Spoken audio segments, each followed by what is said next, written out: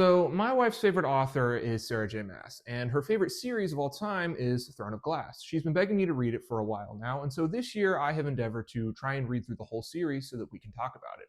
And so because of that, I have just recently read the first book, Throne of Glass, and I want to give my quick thoughts on it right here. This is the channel intro sound. I couldn't find a music to intro the channel, so this is the intro sound. Welcome to the channel. This is it. Now, I think a lot of channels like to make fun of Sarah J. Maas or relentlessly trash her books. And to be honest, from the 3 books I've read of hers, I've read the first 2 books of ACOTAR, and now I've read Throne of Glass. I don't really want to do that. So I don't think these books are terrible, to be honest. There's just not much more to them than basically surface level elements. And that's really the only thing that I want to talk about. That's basically my critique. So Throne of Glass is the story of this assassin.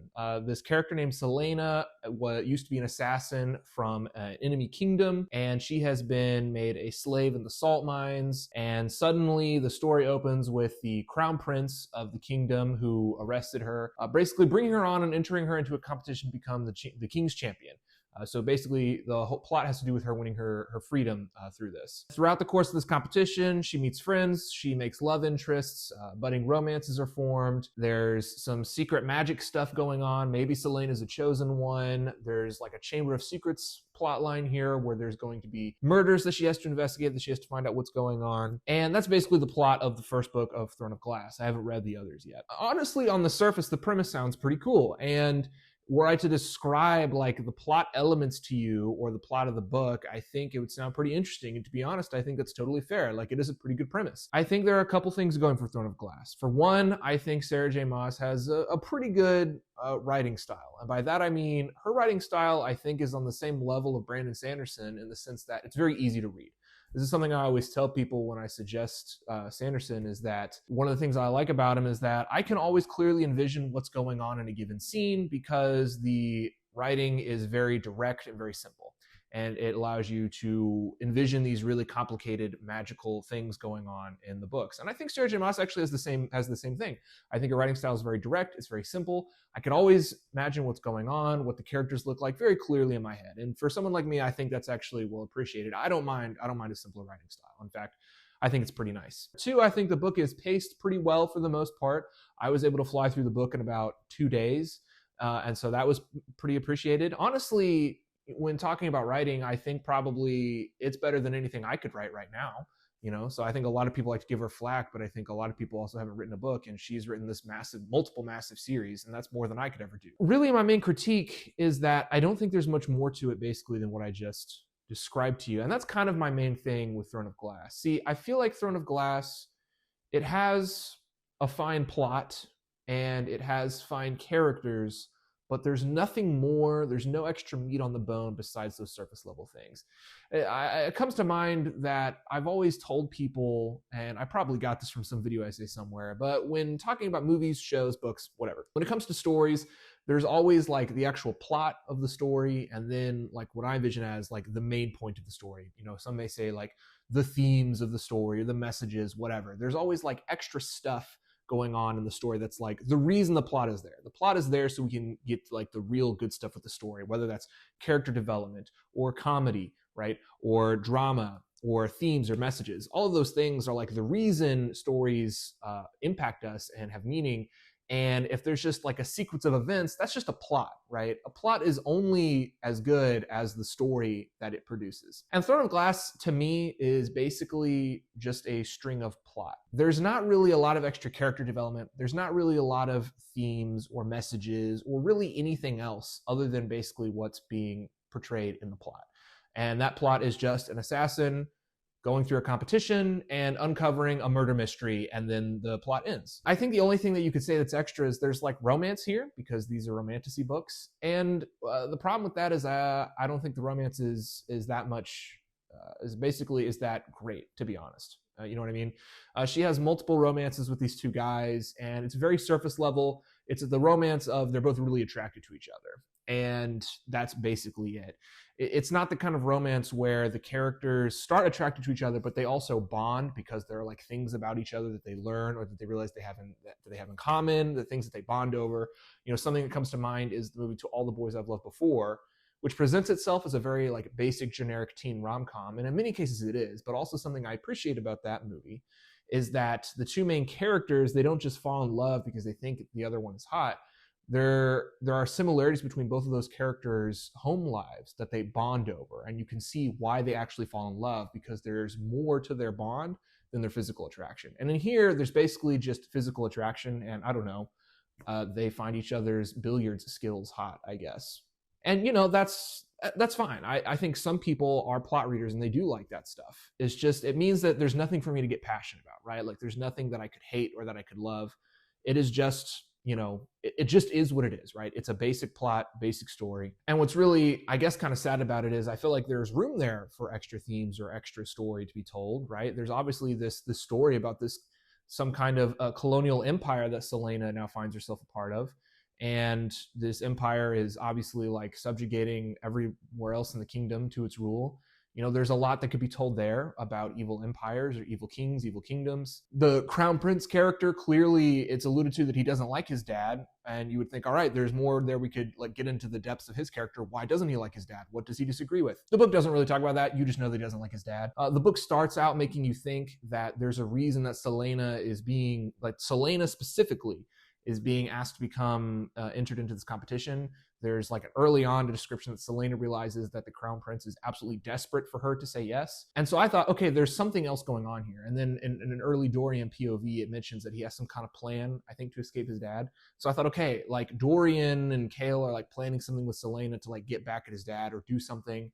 And then it's revealed later in the book that no, he just picked her because he knew she would annoy his dad. Do we explore Dorian and his dad's relationship? No, not really. We just know, I think, that Dorian doesn't think he's evil. But why? Right? That's an interesting question. Why specifically Dorian? I mean, he's been raised by this guy. What, like, you would think then? Okay, what is it about his childhood that made him realize his dad was evil?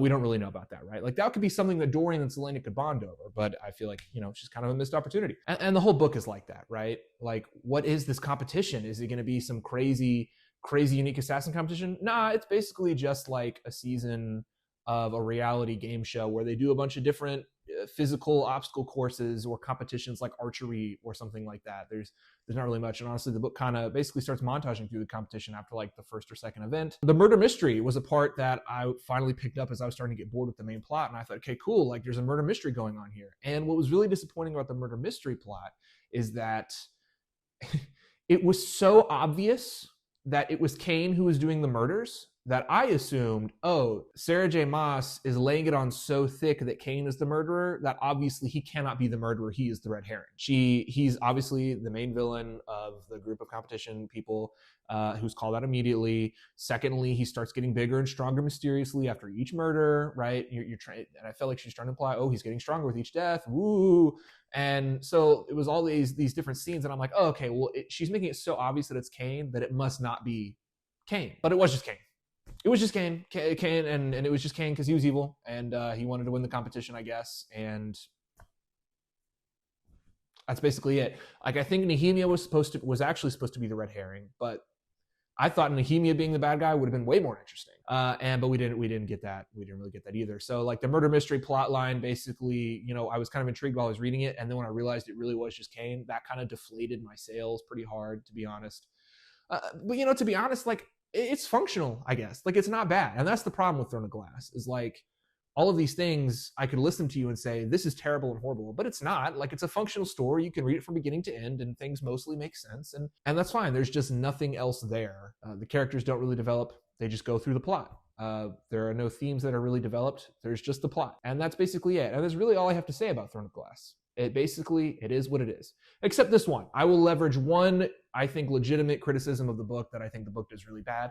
And that's the fact that Selena is supposed to be the queen of assassins or whatever. And she just doesn't act like an assassin. The way she acts like is maybe like a soldier with better fighting capabilities, but she doesn't act like an assassin, because an assassin is all about subtlety and stealth and killing without anybody knowing. and, being cautious, almost like a spy. And Selena is not that. She's a loud, brash person. She doesn't understand the concept of trying to win the competition through subtlety. She doesn't understand. She has to have the men explain to her that if she doesn't tell them that she's the queen of assassins, they will underestimate her, which will give her an advantage. Which, if you're an assassin, it is like, your whole work and trade to actually make people underestimate you so that, you can kill them, because that's how assassins operate. They don't want you to notice them. But Selena is so proud that she gets so angry that nobody knows she's the queen of assassins, which is crazy. Like, that she would know that immediately. She doesn't act like an assassin in the sense that there's a scene where she wakes up and there's candy on the bed next to her that she doesn't know about, and she just eats it without checking it. Why would you do that? You have no idea what's in that candy. There's scenes where people are walking in and out of her rooms and she supposedly doesn't know. There's scenes where she's going down hallways that she's walked down before, and she sees footprints in the dust, and she's like, oh, somebody's been walking down here. And it's like, well, yeah, like, you've been walking down there. Those are probably your footprints. You know what I mean? And they're just like things like that where she doesn't act like an assassin. Not only that, but I'm not quite sure it makes sense that she had enough time to become the biggest, baddest assassin of all time, because she's 18 at the start of the book. She spent a year in the mines of Endovir, so she was 17 when she was imprisoned, and she was like starting to be trained when she was either 8 or 10 years old. I think it was 10. And if it's 10 years old, she was trained and then became so notorious in the span of 7 years to become that good of an assassin. I don't know if I buy that. And maybe that's because I just read the Farseer trilogy by Robin Hobb, and so much time is spent for Fitz to become a trained assassin. I mean, he spends like a decade plus being trained, and even then he's not the best assassin through that training. And so, like, I guess spending so much time reading a detailed assassin being trained and then reading Selena, it was just like whiplash. Like, that, the way it's depicted in Farseer feels way more realistic to me than how it is in Throne of Glass. But hey, it's okay. Like, I honestly, I feel like if they just made her older, it would have been more believable to me. Like, if she was older, but she started training sooner, maybe I could have made that work, because she was apparently trained and then became an assassin and then did assassinating for so long, she became the most famous assassin in like 7 years. I don't know. That seems a short time for that to happen to me. So that's like my one major criticism. Will I do videos on the other Throne of Glass books? If my opinion changes, right? I'm definitely going to read the whole series. I promised my wife that if I didn't hate Throne of Glass, I would keep reading it. This is the same promise I made to her when I started reading ACOTAR. I said, as long as I don't hate them, I'll keep reading. And then I got to the end of book 2 and dropped that series. Maybe that could be a whole video I do. And so if like something either makes me really angry or makes me excited and change my mind, then maybe I'll do another video on Throne of Glass. We'll see. But so far, it is just kind of rolling over me and like going in one ear and out the other and not really affecting me all that much. And I think that's really the biggest problem with it.